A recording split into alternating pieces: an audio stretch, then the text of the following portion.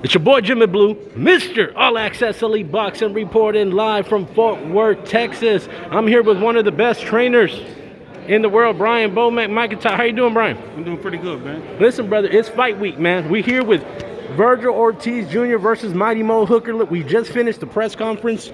How you feeling, man? How was camp? The camp was beautiful, man. We had a great camp. Mo pushed it every day, every single day. There wasn't a day that he didn't take off. You know what, Brian? What I really like about your style of training, man, is that you have this atmosphere, this family atmosphere. The way you guys train, the way you guys push each other, motivate each other, and you got a really nice stable that you're growing out there in Colorado, man. When you guys, are really pushing and really putting on these big fights together. You say that Maurice is really pushing it. You've been working with him for the past couple of years. I know you guys recently been working together, but overall, you guys known each other for the past couple of years. What would you say is his biggest asset, man, coming into this fight? His heart, the heart that he got, man, and his will and determination to win a fight. So that's going to play a big part. And his boxing skills. He's a great boxer. That's going to play another great part, too. Let me ask you this, Brian. You've been around boxing many years. You have one of the best, if not the best, pound-for-pound fighter in the world. So when you see a fight like this in this magnitude, you got a guy like Vergil Ortiz. Everybody's proclaiming him to be the future of boxing. 16-0, 16 knockouts. What type of test do you feel that he possesses as far as against Hooker? I mean, what are some of the attributes that you see when you see a young, hungry fighter in Ortiz? Motivation. He got great motivation coming into the fight. 16 wins, 16 knockouts. That's great motivation. You can't take that away from me. I hats off to his promoter, his team, getting to that point. Yes. But then they put him in a real fight. That's right. Put him in a real fight. So they trying to see if he can pass that test, and Mo is a test.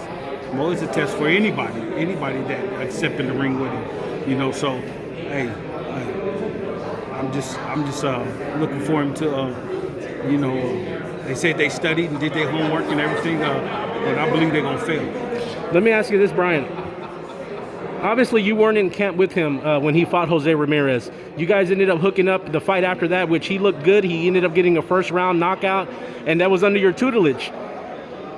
With Maurice, man, how, when you're working with fighters, man, I know, I've asked a lot of world-class trainers, such as yourself, but I've asked people in the past, when you bring in a guy that's already more than halfway along in his career, do you look into as far as adding to his arsenal, or is there some changes that you try and implement as a trainer? Like, how do you go from not trying to change the fighter completely? Well, you got to look at it. We've been with Maurice for a couple of years.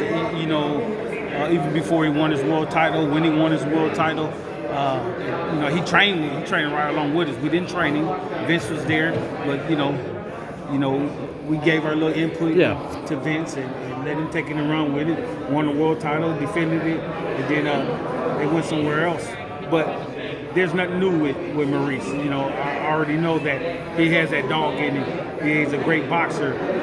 He got a lot of heart. So there's nothing new. So we didn't have to change nothing. We didn't have to add anything. We just pick up where we left off at. Got us a win, get us back in the winning column, and then just go on and take on this one and look for the next one. Absolutely, man. Absolutely. Listen, just around the boxing world, man, in general, everybody's clamoring, everybody's speaking. Everybody's somewhat foreseeing Virgil as being the next guy to possibly fight your fighter, Terence Crawford. I know I asked Hooker, I asked him, do you feel that you're being overlooked, man? Is a lot of boxing fans and experts giving you the chance to win?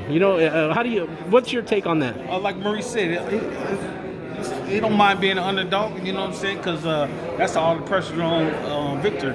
He got a Virgil, whatever his name is. That's all the pressure that's put on him. You know what I'm saying? So, which is good. He got to go perform. He got to take chances. He got to push that button. He got to go. Once things ain't going to go his way, then how he's going to react. And as far as looking over Maurice and looking towards Terence, he better watch out what's in front of him first before he try to get to something that's going to wreck his career. Wow. Well, listen, man, speaking about careers, we're talking about boxing, man, as far as when we think about the world of boxing, I like to call it, Bomac, that we're in an era now, man, where we're in a social media era. We have a lot of these young prospects, contenders, world champions that are calling each other out over the internet. But it's rarely do you see that you get an actual fight of this caliber where it's the best fighting the best. The fight fans come Saturday know the exact type of fight that they're going to see. It's going to be two warriors, two dogs when they go in the ring. Both guys are from Dallas. You got Vergil Ortiz, you got a former world champion, and Maurice Hooker, who's training with the best, has the best stable man, some of the best sparring with Terence Crawford, Jermell Herring.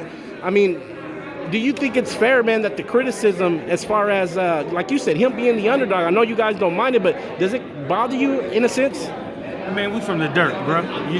We all got it from the mud. You know what I'm saying? So 95% of us, 98.9% of us from the project. So, hey, we was born the underdog. We was born with a strike against us. You know what I'm saying? You know our society sees certain people, and we those certain people. So, hey, listen, man. Whatever the boxing writers or the boxing fans or the hardcore fans, whatever they want to say, I don't mind it. We take it and run with it. And shit. That just make us train harder. And hey, if you don't grind, you don't eat.